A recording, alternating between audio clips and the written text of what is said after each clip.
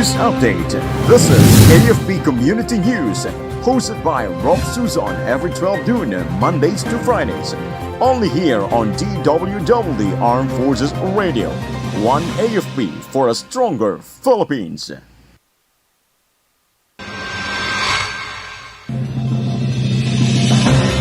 4th Infantry Division pledges full support to PBBM. 900 new recruits begin basic military training in Tarlac. COMELEC commended for banning candidate substitution after COC filing.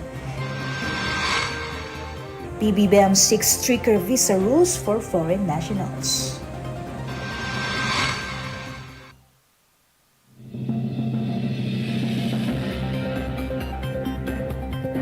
Good day everyone, as well to our troops at Camp Emilio Ginaldo, Quezon City. Today is Friday, May 17, and we will bring you the latest news from the armed forces and other information around the Philippines. I am Rofh Suzon for AFP Community News. DWDD Armed Forces News. And for the brief overview of our stories, the 4th Infantry Division assured President Ferdinand Marcos Jr. of their full support for the administration's program aimed at building a new Philippines. This commitment was demonstrated through a manifesto of commitment presented by 4th ID Commander Major General Jose Maria Cuerpo II to the President during his visit to Camp Edilberto Evangelista in Cagayan de Oro City yesterday. In his address to the troops, the President praised the 4th ID for their achievements in neutralizing key leaders of communist terrorists in northern Mindanao and the Caraga region and expressed the gratitude for their service and sacrifices. He also assured the continued support from the administration for both the troops and their families. DWDD Armed Forces News. A total of 900 new male recruits began their basic military training during the opening ceremony for the Candidate Soldier Corps Class 793-2024 at the Macabulos Grandstand Camp O'Donnell Capacitor Lag yesterday. In his keynote message, Tradoc Deputy Commander Brigadier General Danilo Benavides reminded the recruits of their oath to serve the nation, emphasizing their commitment to the Philippine Army. The 4th month CSC, facilitated by the School for Candidate Soldier, aims to develop these trainees into capable, committed, and competent infantrymen. This marks the first implementation of the Philippine Army's centralized recruitment program designed to enhance their recruitment processes' effectiveness and efficiency by systematically selecting the best qualified candidates. Armed Forces Radio. Report. For another update, let us accept the news or the report from Beth regarding the Philippine Navy launches history book celebrating its valor. The Philippine Navy unveiled its history book, the Philippine Navy History Volume 1, birthed on May 14 at its Manila headquarters. The book highlights the victories and the valor of the Navy's predecessor from the pre-colonial era of the Philippine Naval Patrol days. The event's free anniversary celebration was led by Vice Admiral Toribio Adasi Jr. and Rear Admiral Jose Maria Ambrosio Espelita and Captain Nerito Martinez of the Fleet Marine Warfare Center.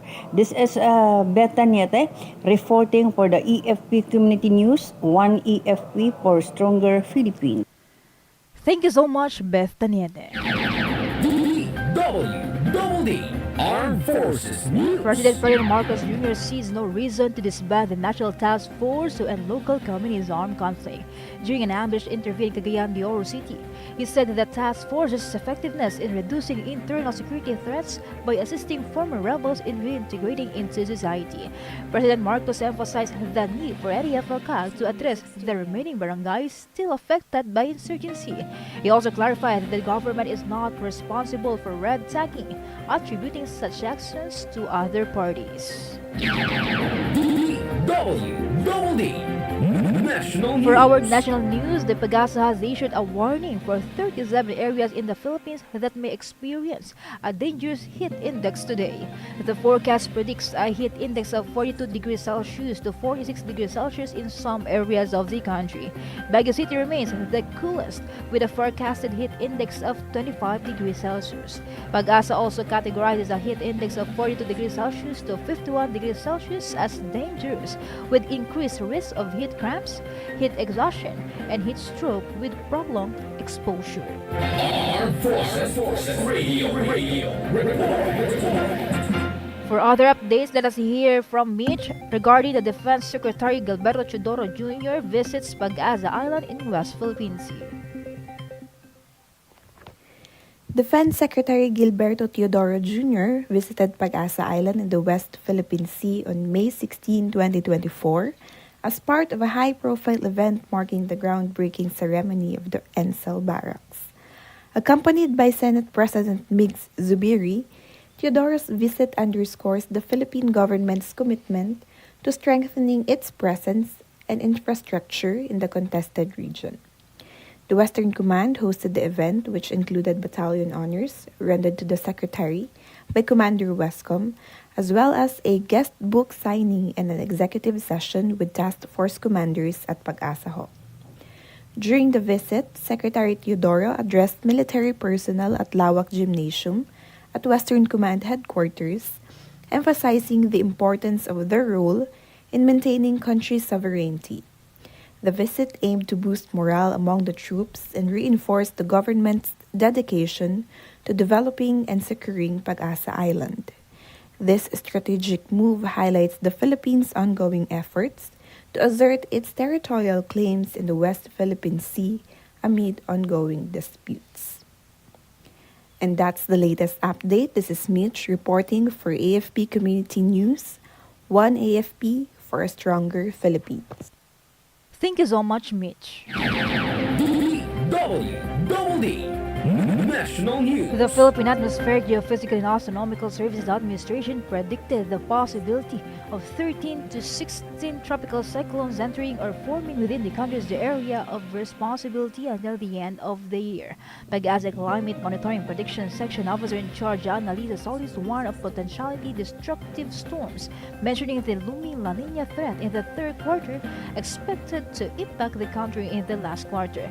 Despite the ongoing weakening of El Nino, with possible ending by June, its effects are still evident. However, Pag-asa noted that La Nina is anticipated to develop after the El Nino Southern Oscillation neutral conditions, where neither El Nino nor La Nina predominates. DWDD National News. Manila Representative Benvenido Abate Jr. praised the decision of the Commission on Elections to ban the substitution of candidates after the deadline for filing of certificates of candidacy for the 2012 midterm elections. According to Abate, by banning such practice, the poll body removes the electoral drama and surprises. The lawmaker was referring to the practice of some candidates engaging in last-minute withdrawal and substitution to gain an advantage in the elections. Furthermore, Abate underscored that integrity and transparency are the cornerstones of a real democracy. Armed Forces Radio. We have a report coming in from Gina. Let's hear the details regarding the 14th CMO Battalion conducts medical mission in Cebu. As Rofh, the Army's 14th Civil Military Operations Katipanan Battalion participated in a crucial medical mission in Barangay Ginabokan, Katmon, Cebu. The mission provided free consultations, medicines, eye checkups, and eyeglasses to residents of Katmon and nearby barangays. The 14th CMO Battalion also offered haircut services and ensures the mission's security. This initiative is part of the battalion's ongoing effort to collaborate with stakeholders and government agencies to deliver essential social services to Cebuanos. This is Gina reporting for AFP Community News, One AFP for a stronger Philippines.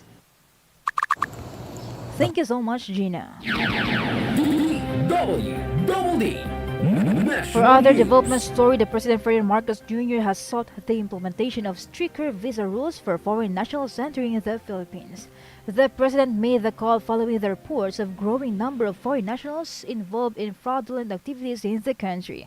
President Marcos said the government didn't look too much onto the said matter before, which caused a lot of problems wherein foreigners get fake documents and engage in illegal activities such as scamming and human trafficking. Meanwhile, he clarified that the stricter enforcement will be applied to all nationalities. DWDD National News. President Ferdinand Marcos Jr. said the government learned the key to lower the price of rice by designating a specific agency to handle its importation when prices increase. The president shared the proposal would expand the government's role in rice importation, which was reduced when the rice tariffication law was enacted in 2019. He also restated that he would certify the bill amending the RTO as urgent, noting that both chambers of Congress had productive discussions about the matter. However, President Marcos said the Congress will be the one to decide which government agency would best handle the rice imports. Armed Forces Radio Report. We have a report coming in from Jimbo that's here that the details regarding the 14th CMO Battalion Supports Committee event at Cebu International Convention Center.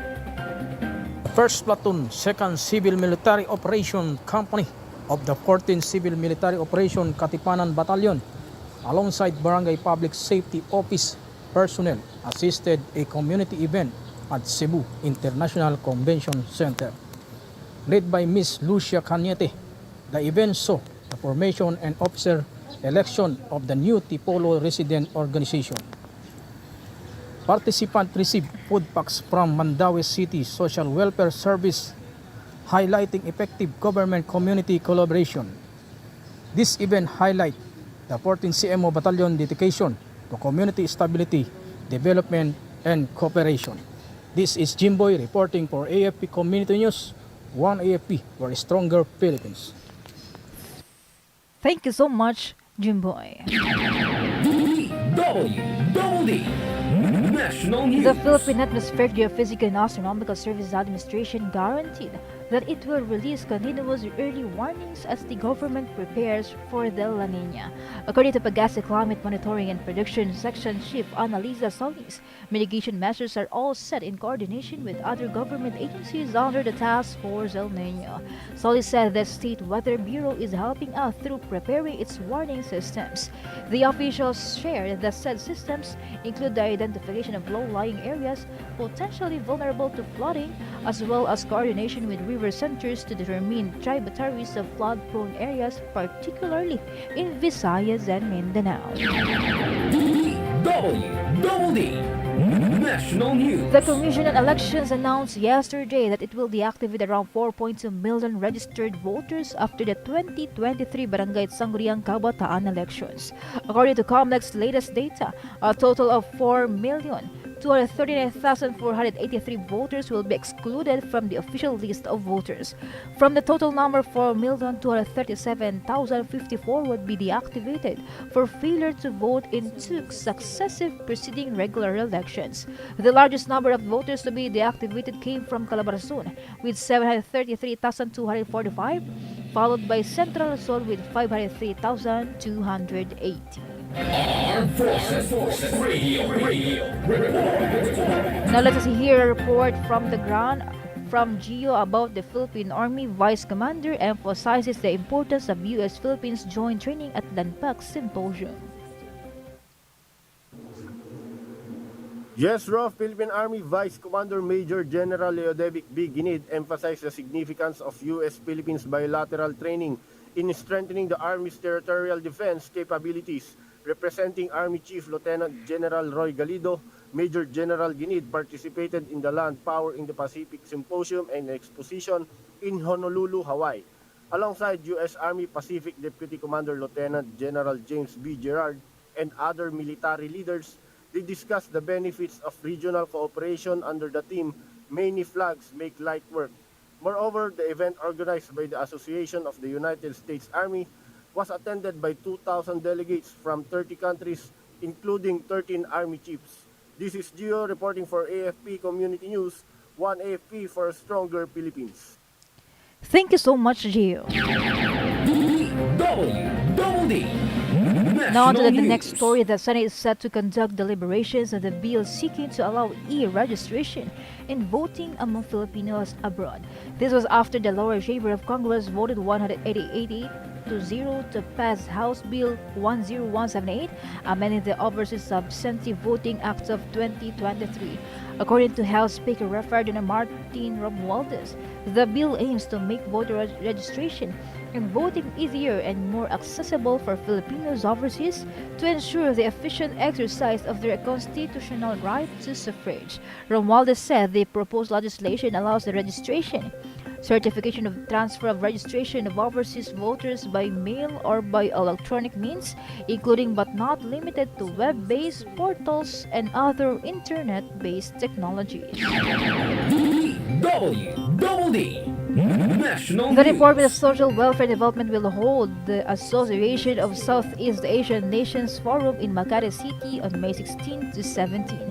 The said activity is anchored on the theme The Asian Dialogue to strengthen the delivery of social services for disaster risk reduction and climate resilience, the expert review to ASEAN regional guidance on the role of social workers and the wider social service workforce in disaster risk reduction and climate resilience. According to DSWD Undersecretary Vilma Cabrera, the two-day forum aimed to strengthen the delivery of social services for disaster risk reduction and climate resilience. Cabrera also said the initiative is a collaborative effort of the DSWD, the ASEAN Secretariat, and the UNICEF East Asia and Pacific Regional Office. Armed Forces Radio Report. Let us hear more update outside our station. Let us hear from Ella about Antipolo LGU joins the Cervical Cancer Consciousness Month celebration. Good afternoon, everyone. The city government of Antipolo joins the entire nation in the observance of Cervical Cancer Consciousness Month, which is celebrated every month of May by virtue of Proclamation number 368, series of 2003.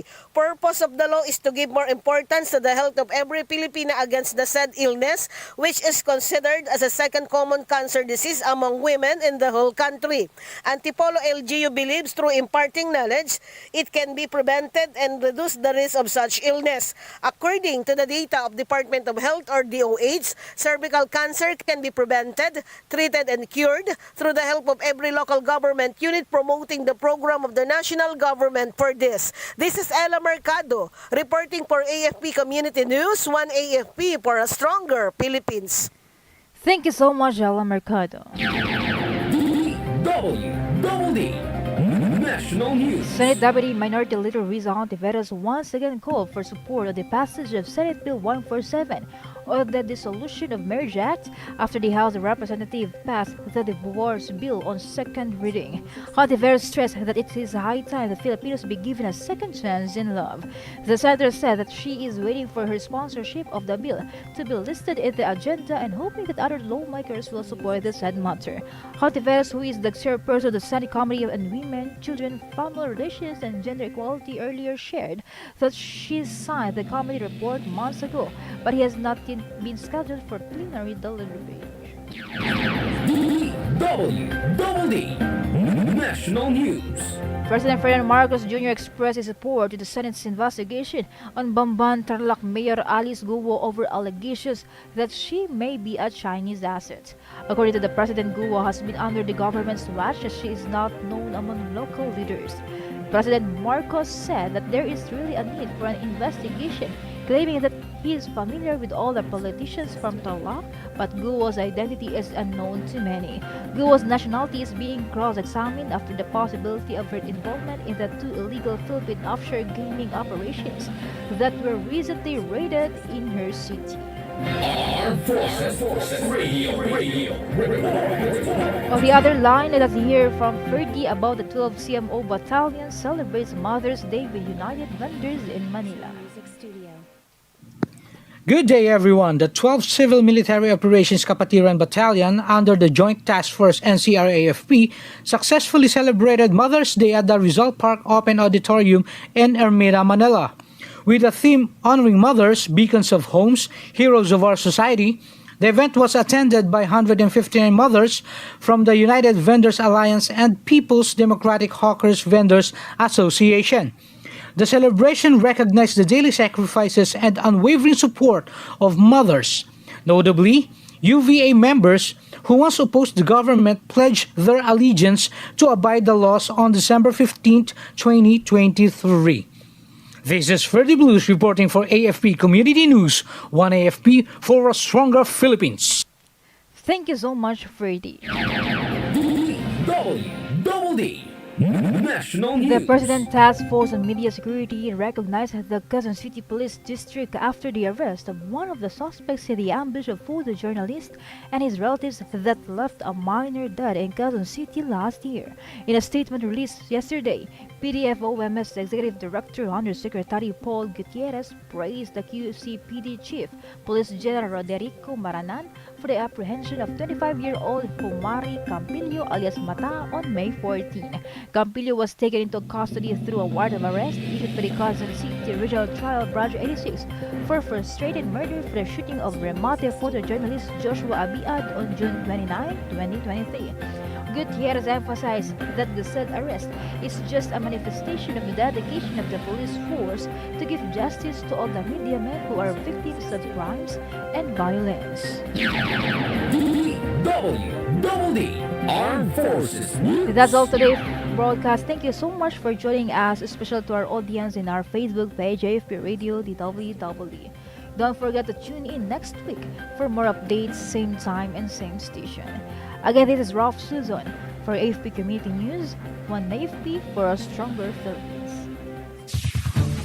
Ito ang DWDD 1134 kHz AM. Balita, impormasyon at musika. Ito ang DWDD AFP Radio. Boses ng Kawal Pilipino.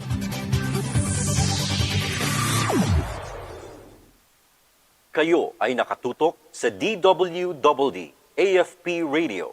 Kami po ay kasapi ng KBP